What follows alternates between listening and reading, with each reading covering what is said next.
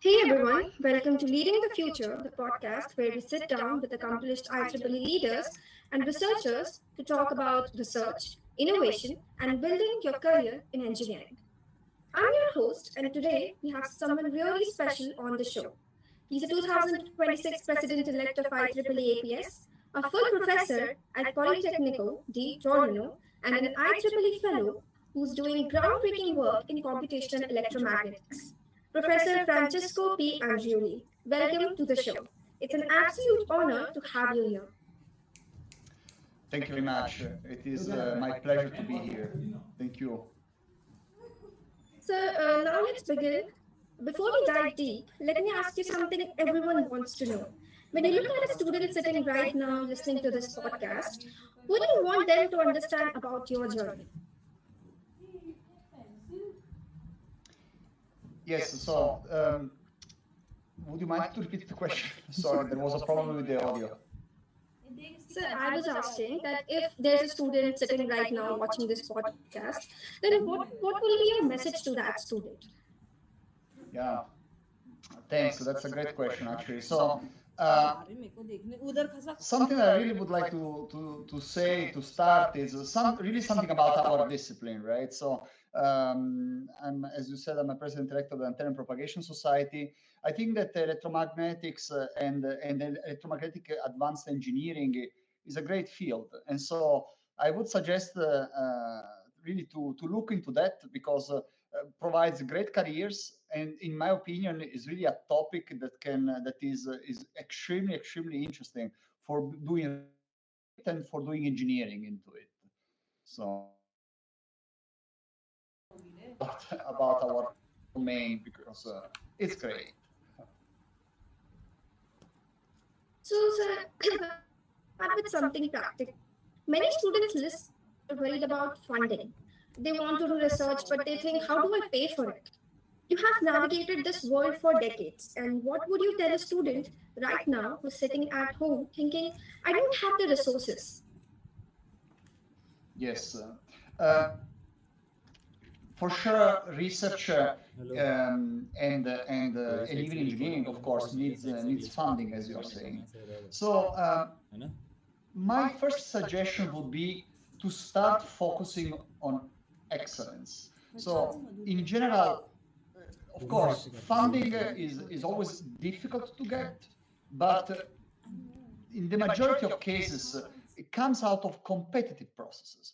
So being capable of being competitive in the good way, in the good meaning of the word, so really means being excellent and then being chosen because there is this because you are good, right? So this is something that works. And so the first thing to do is to focus on studying and interiorizing the disciplines and making them so really making sure that this became, there is not just like a cold knowledge in a way, so but it's an operative knowledge, something that could create innovation because the disciplines really are known very deeply, and then everything follows, because if you have good grades you can be noted by professors, and then you can ask for joining master's programs that are good, and then PhD programs after that. And then if you are keep with this excellence paradigm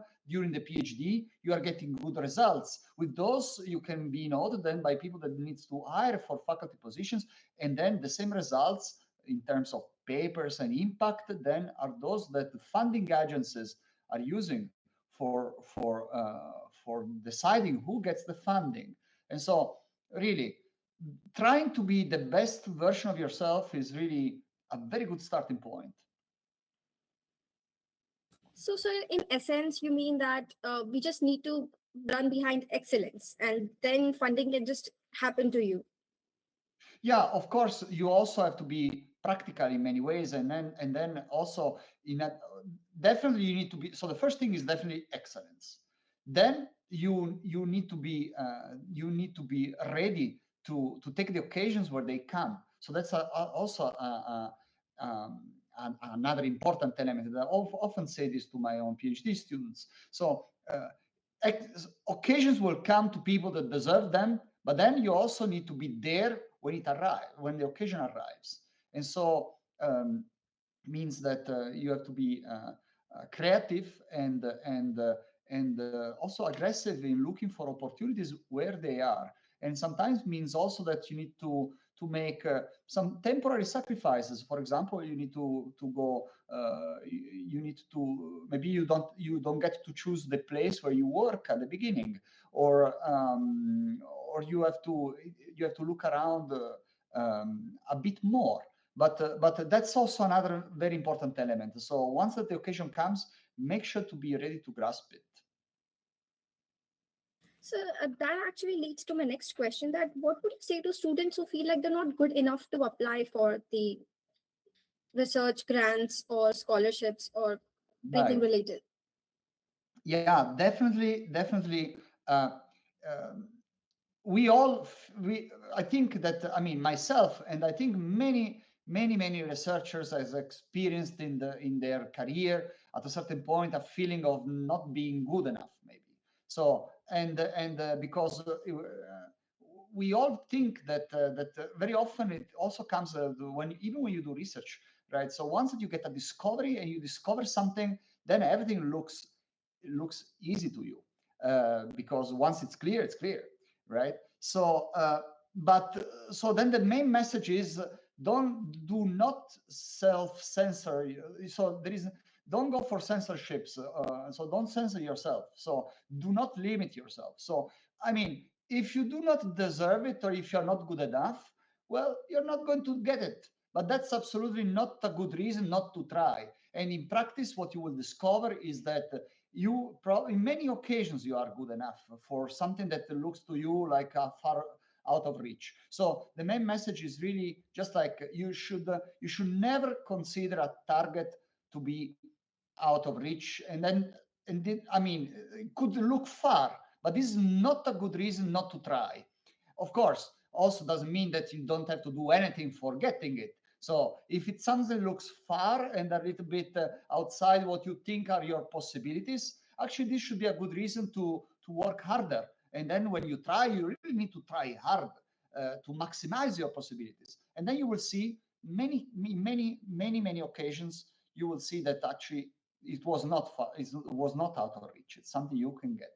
So again, let commissions and systems decide whether or not you should get a grant, a scholarship, a PhD scholarship, a faculty position, and whatever you can. It's a competitive. So let the other people decide.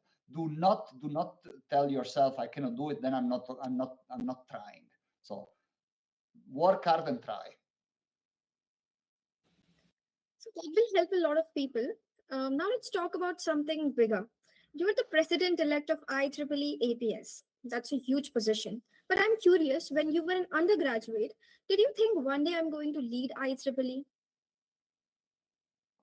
Well, of course, I'll be leading the society, which is a bit smaller than IEEE, but still, I mean, it is definitely, I think I feel honored of this, of course, for this, but primarily, I consider this as an opportunity to serve, and this is what it is, right? So we have our members, and we need to serve them. So the society primarily, the IEEE Antenna Propagation Society, it has been my professional home for years, and it's really something that makes possible to organize our conferences.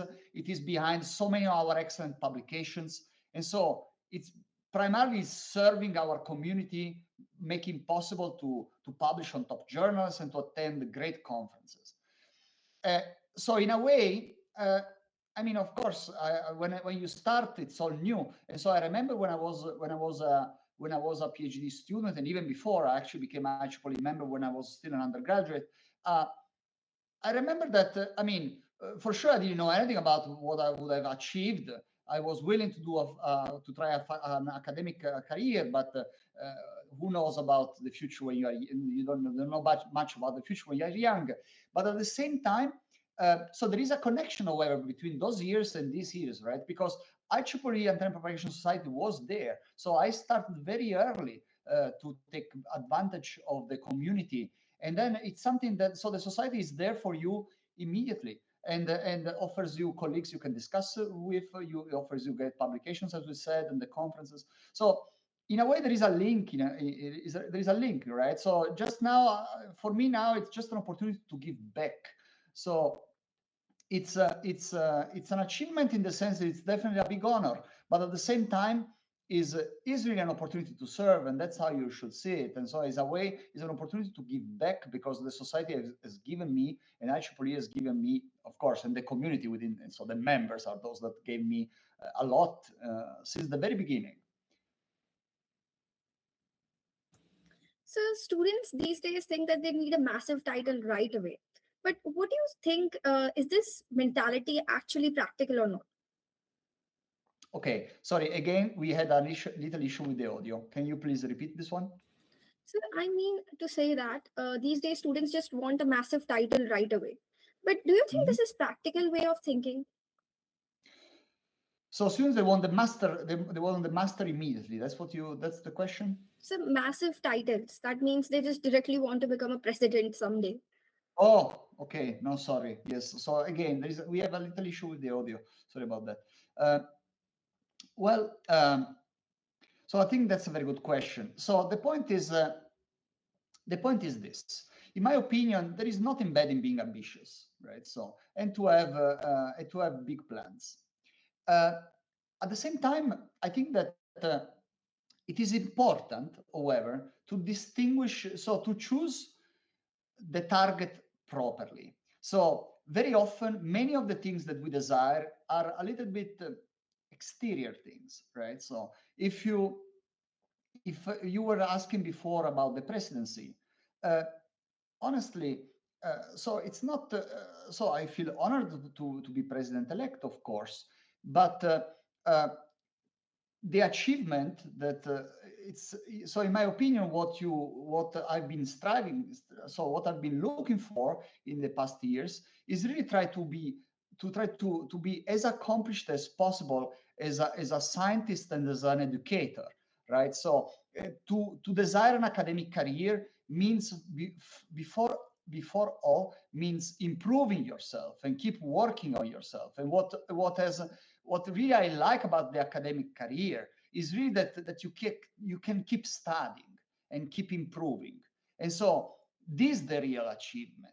Then in a way, because of these, other things will come. You can get an academic job. I mean, you have to eat every day, so that's good. You can get a job, and then you get to know you of course you can get also recognitions, but that's a consequence in a way. So we were saying before, excellence. So excellence is not an exterior. It's not a title like you are a knight. It's not a title. Is a way of is a being, right? It's a property of being. So and it comes out of self-improving. So then the ambition and should be an early ambition, should be about this, about really having a strong desire to keep improving and winning a competition that primarily it's against yourself, against is a competition with the person you are today and the person you want to be tomorrow. And so then if your ambition in this way, well, try to be as ambitious as possible and try to do such an ambition is good to be there as early as possible. And the message is that if you have this in mind, then everything else, so the rest will come, because then will arrive recognition, but it will be a consequence. If you target immediately exterior things only, I mean titles or just like things that are looking good in a CV, but if there is those are okay if there is also the substance behind.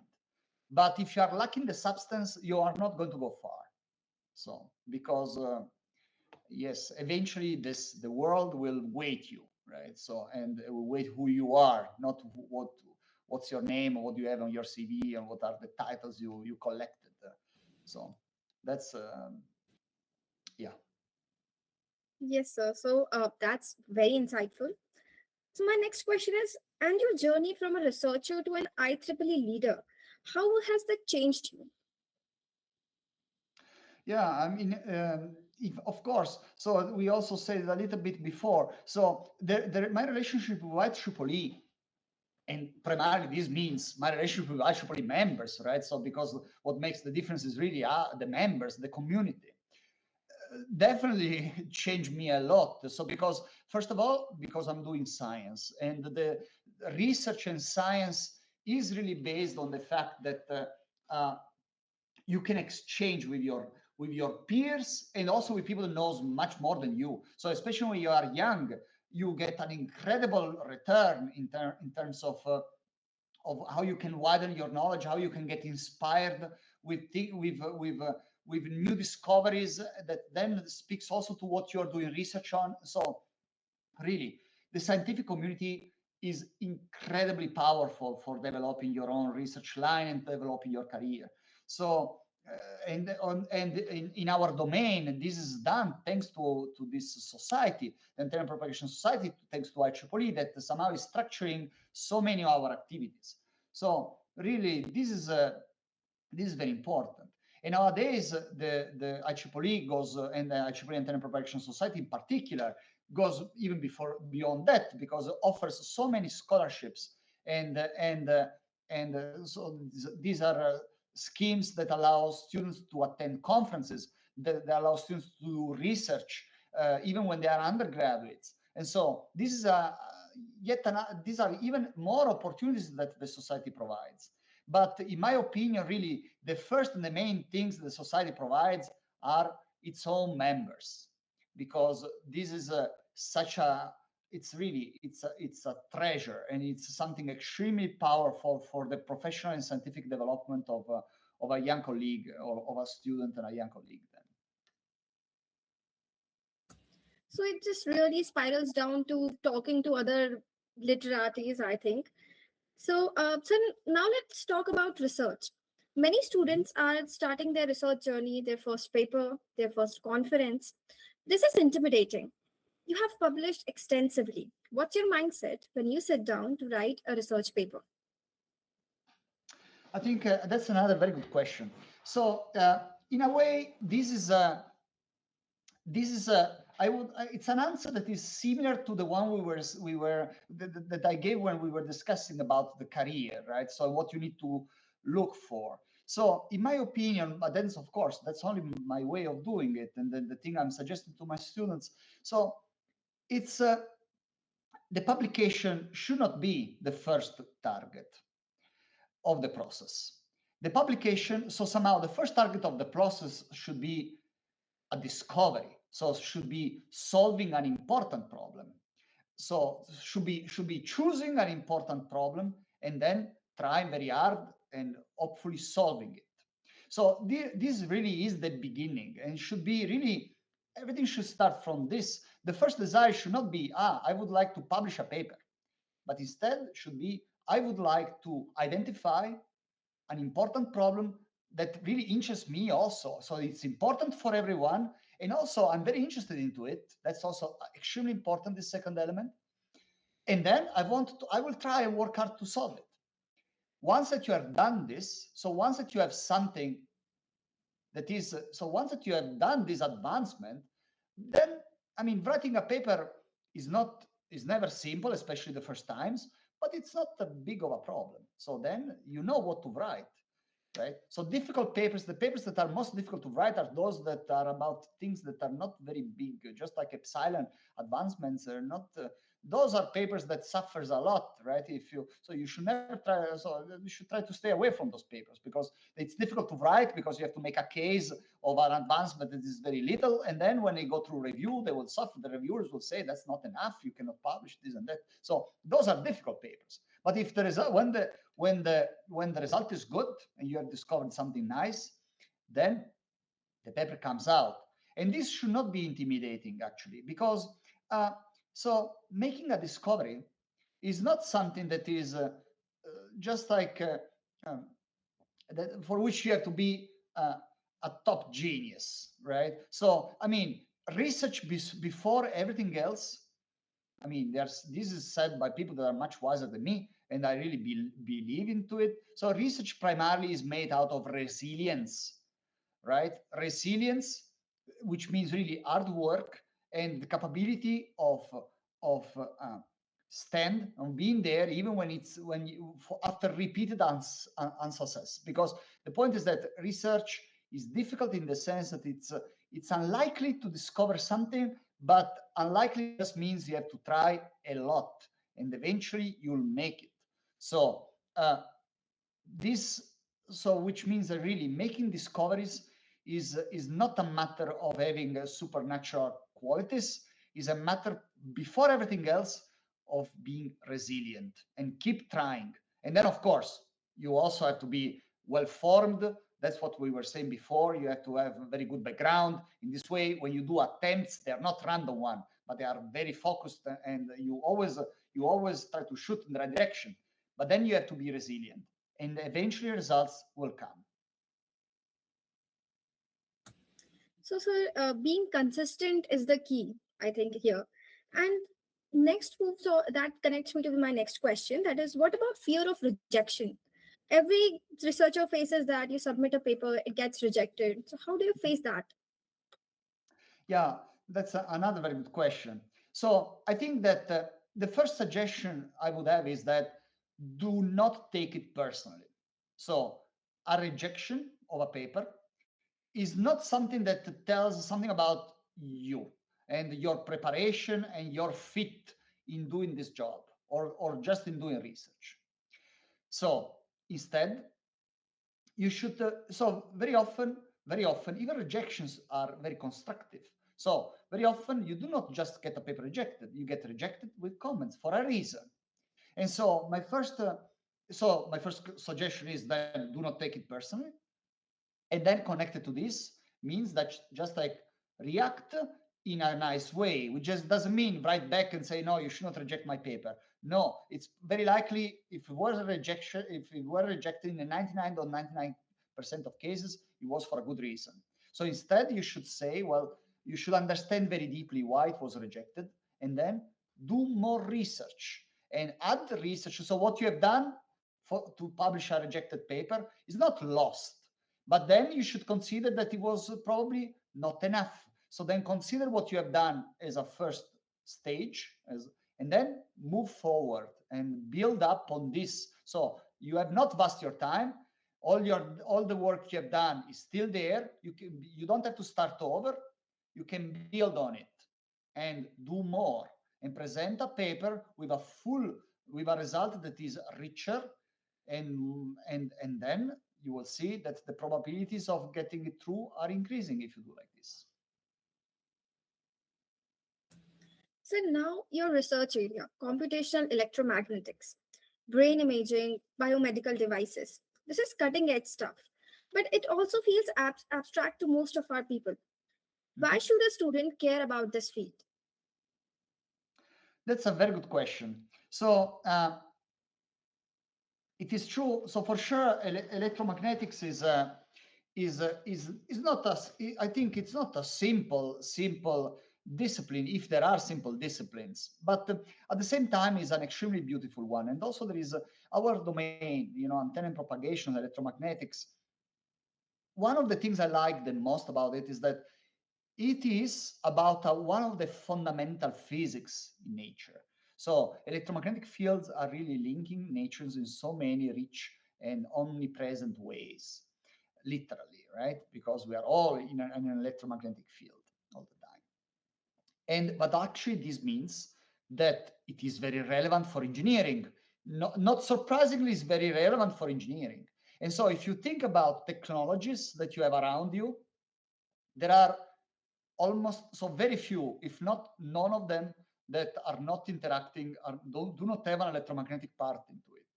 So, but this is very important, because when you consider choosing this as your own field, you will know that in a way or in another, the technology will be there. An example, of course, there are classical applications of the discipline. There are antennas, there is a propagation. These are still very powerful, of course. But then everything new that comes out still uses quite a bit of the field. Look, quantum computing, for example. So you can, it's very relevant for many technologies that are developing the quantum gates. So, but that's not surprising again, because it's a fundamental physics. So it's always it's always going to be there. So that's one thing. Of course, then there is my subdiscipline in particular. I'm doing research in computational electromagnetics. This, of course, is one of the most is also very theoretical. And as you say, it looks, and I would like to underline, looks far from applications, but not really, actually, because there is another property of electromagnetics, and it's the fact that electromagnetic theories, among the physical theories, is one of the most predictive one.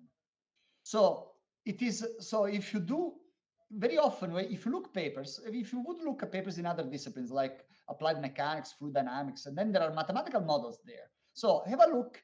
Of course, there are things is that the medium is more intricate. Very often there are non-linearities, and that explains. So it's not the fault of the theory, it's the fact that the nature there very often gets non-linear, gets more complicated. But if you have a look at the difference between their theories and the practical measurements, for example, you will see that there is very often very big difference. And have a look at our papers. Very often, if you do things properly, you can predict quite well the behavior, for example, of radiating elements of the structure. So my discipline, computational electromagnetics, is the one that nowadays provides in our field the digital twins that are so important. And so it has a very strong application scope, because in every single industrial process, nobody wants to spend money in expensive prototyping before knowing that there is a good somehow there are good probabilities that it will work. So then you have to virtualize, and you have to know before you use a digital twin, as we say today, right? So you need to get a simulation that tells you whether this thing is working.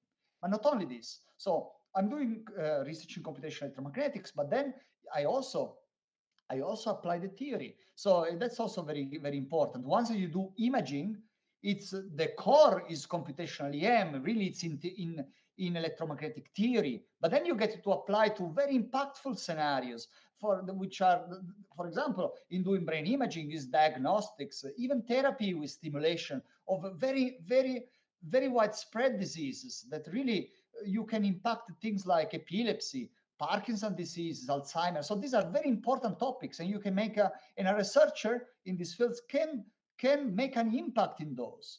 So you see, it's very practical. And then what I like about the computational electromagnetics is that it's really a mix between very theoretical aspects. You need to be very good in math, and you need to understand very deep elements of the theory.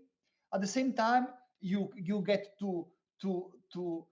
you need to implement those in top architectures. So there is a lots of high performance computing into it that nowadays also is a very practical subfield, right? And so you get that, and then you get the applications. So somehow it's really a mixture of these three elements, and they are, for me, are very interesting, all of them. And then you can alternate between parts of your research that are very theoretical, others that are more like related to computer, high performance computing and computer science, and then those that instead are more related to applications, all in one research activity in a way.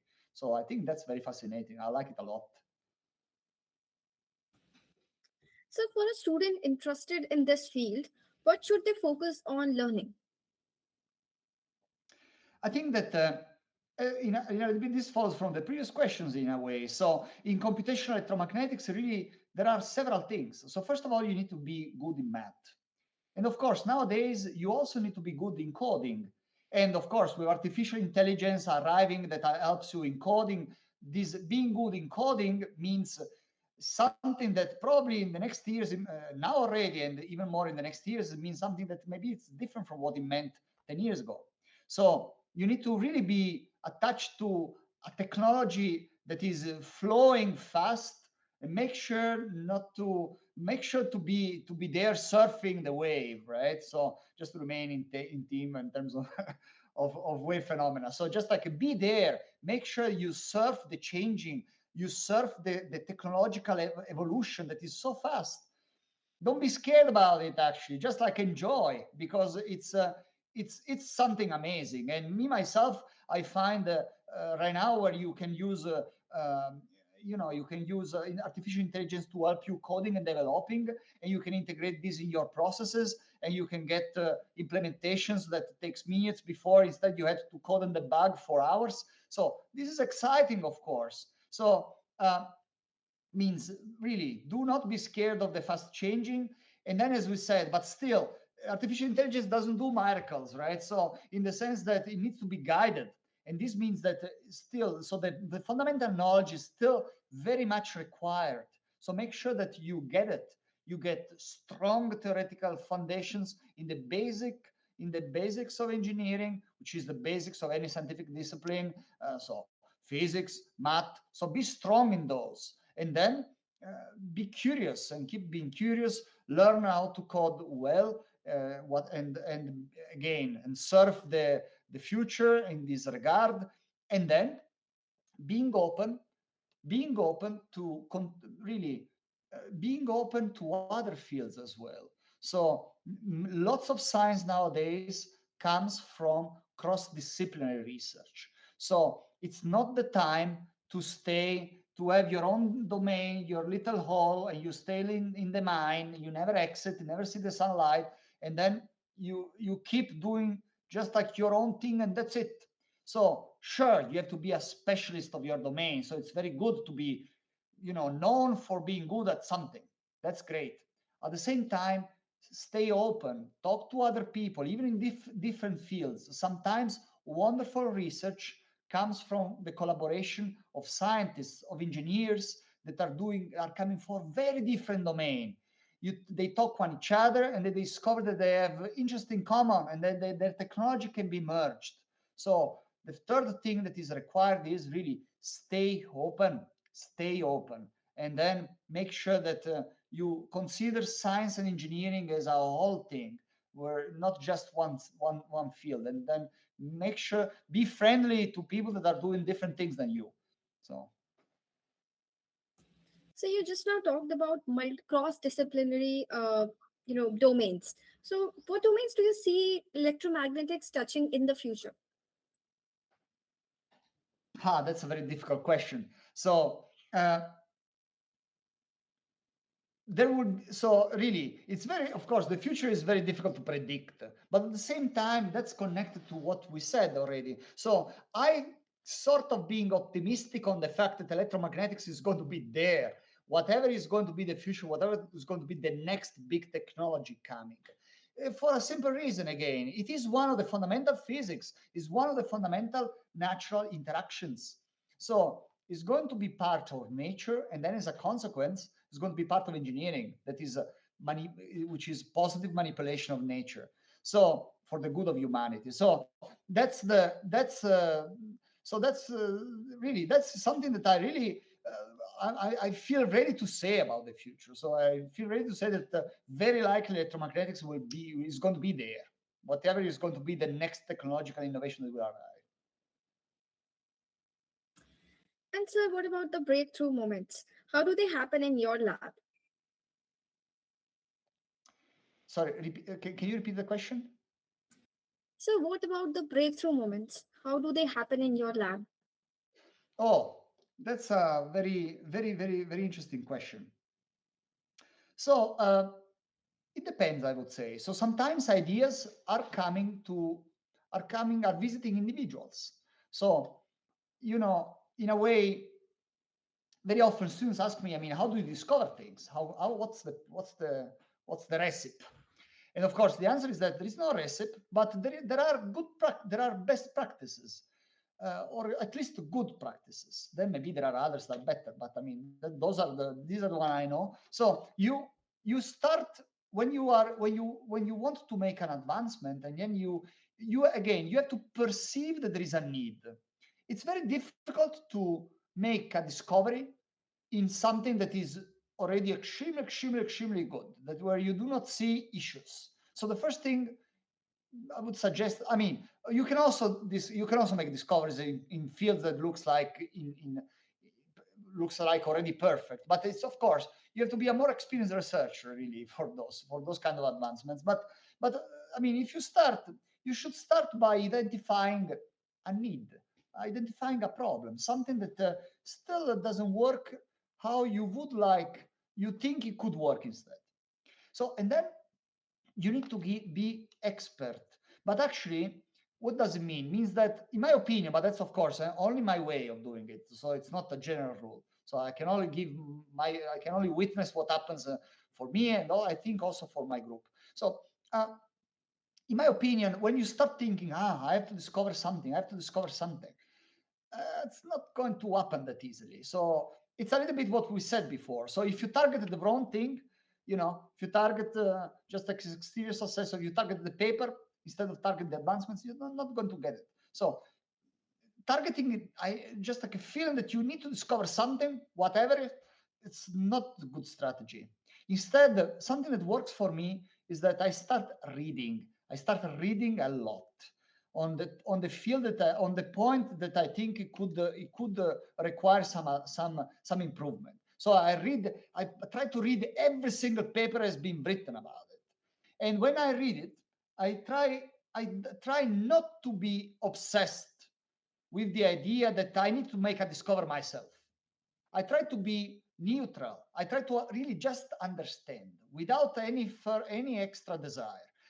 Every time that I read a paper on that, I try to just understand very deeply what is that the author have done, and then, and this is the part I can't explain much. So after a while, you do this exercise, connections will appear in your brain. I mean, at a certain point, you will start getting ideas. But personally, I find very hard to be creative without this initial fuel that you put in your brain. You have to put really the background, the literature, before being capable of being creative on the topic. And that's why, not surprising, the first thing that many people tell the students when they start, you have to start doing the bibliographic search, but not because you need to decide which paper you have to cite in your paper. It's because really it has an intrinsic value. You start reading and understand everything. Virtually, you should read everything that has been written. Tens, if not hundreds of papers. With the idea, at the beginning it's very hard, of course, because things is new, but then after a while, it's not very difficult to read that many papers, because after that, once that you understand the subtopic, then you immediately understand the paper, you can immediately go to the part of the paper that is really, really fundamentally new. So then it's not super hard, although it looks so, but it is not. But then it's only after this that, in my opinion, you can really get genuinely creative. And of course, in addition, as a side benefit, you also get that you do not rediscover something that was already done, right? Because that's that's very, very frustrating for a student when he has not done this homework somehow, and then maybe he gets a solution and then it has been published already. And then you have to in that case, yes, you have to start over. So then you don't want to be there. So then means really read a lot and creativity will come. Professor, if you could go back and to talk to yourself as an undergraduate, knowing everything you know now, what would you say? So what I would say, if I would be an undergraduate with the knowledge I have right now, Yes, sir. that's the question. Yes. Okay, that's an interesting question. So, but I mean, I think that actually, so I would separate the answer into two. So let's say sort of professional knowledge and scientific and technical knowledge. Honestly, so the first part, so the professional knowledge, actually, I think that I feel blessed because I've obtained many of the things that I desired when I was younger, professionally. I mean, I really, when I was an undergraduate at a certain point, I really wanted to do research in this discipline, and I really wanted to be an educator, so to inspire other people also to do the same. And so I feel blessed now that I was capable of doing it. And so maybe, if I think that definitely, if I would have, I mean, if I knew this when I was younger, I mean, definitely, I there would have been the difference between a strong desire and a certitude. I'm not sure it would have been good actually, because just like desires are better, right? Because with desires, you still have to work hard to achieve them. And then desires are somehow self, because it's a desire, then you need to work hard, and then you will achieve it because of this. So really, desires are better than certitudes, right? Because it still requires you to improve. And that's on the one hand. On the other hand, actually, it's very interesting. I mean, if I knew the things, technically speaking, that I know today when I was an undergraduate, actually, I would be more curious to know what I would be today. Because if I knew all those things back then, and then I wonder what I could know today that I don't know. So, but of course, that's just sort of almost it's an almost recursive thinking, right? So, but it would be very interesting.